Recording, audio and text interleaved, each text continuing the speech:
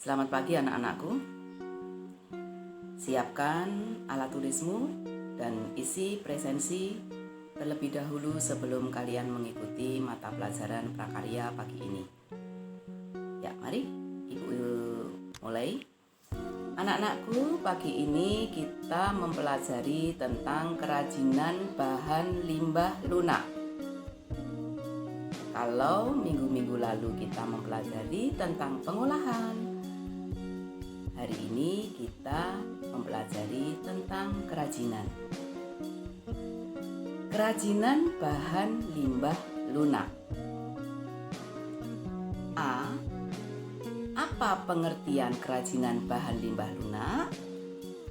Kerajinan bahan limbah lunak yaitu kerajinan yang dibuat dari bahan limbah yang bersifat lunak, empuk, lembut, mudah dibentuk.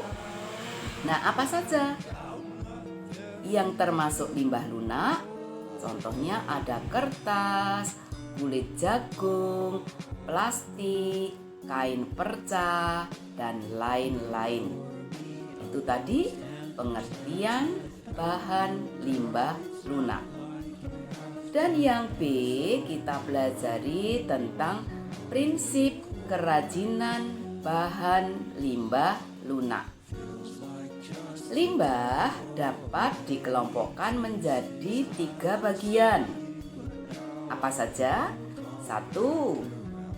Berdasarkan wujudnya. 2. Berdasarkan sumbernya. 3. Berdasarkan senyawanya.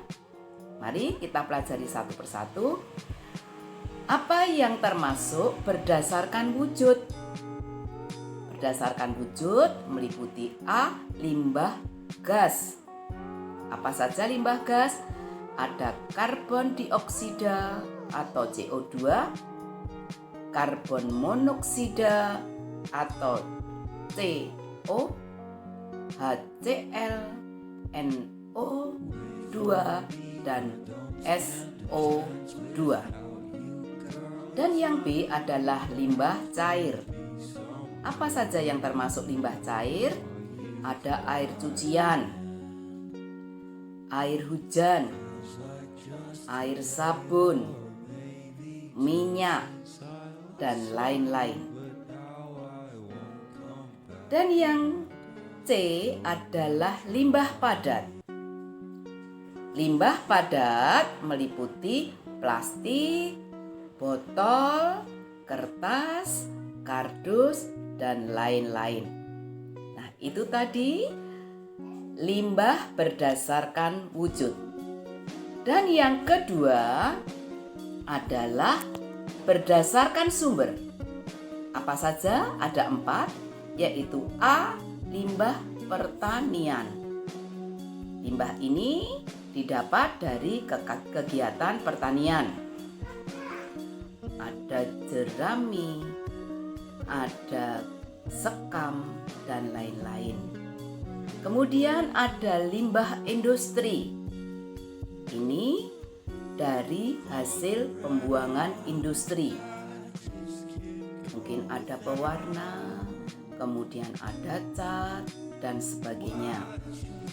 Yang berikut C adalah limbah pertambangan.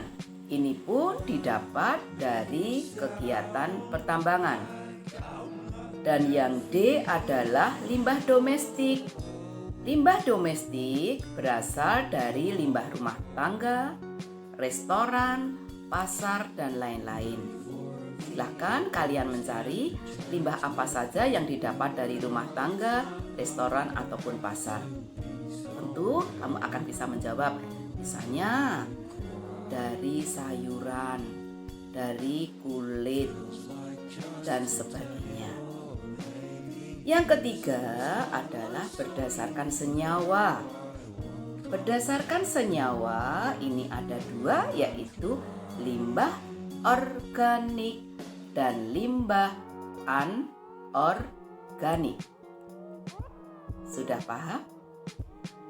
Kita pelajari lagi yang C tentang jenis dan karakter bahan limbah lunak. Jenisnya ada 2, yaitu limbah organik dan limbah anorganik. Bagaimana karakternya? Mari kita pelajari yang pertama dulu, apa toh yang dimaksud dengan limbah organik? Limbah organik adalah limbah yang mudah diurai atau mudah membusuk. Apa contohnya? Karakternya bagaimana? Limbah ini karena mudah membusuk didapat dari limbah kulit buah atau sayuran. Bisa dari batang tumbuh-tumbuhan.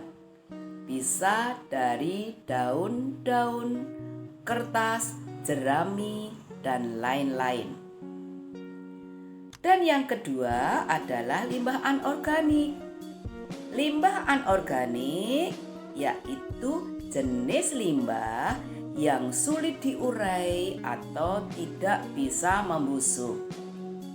Nah, karakternya bagaimana kalau tidak bisa membusuk, kalau tidak terurai?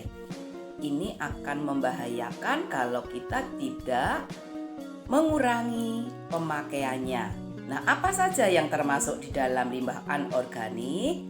Contohnya adalah plastik, beling atau kaca, baja, karet, styrofoam, dan lain-lain. Nah, itu tadi anak-anakku yang kita pelajari. Ada pengertian kerajinan bahan limbah lunak, prinsip kerajinan bahan limbah lunak, dan yang C, jenis dan karakteristik bahan limbah lunak. Kesimpulannya anak-anakku, setelah kalian pelajari tentang limbah lunak organik atau anorganik, tentu saja akan muncul angan-angan bila kalian harus membuat kerajinan dari limbah tersebut.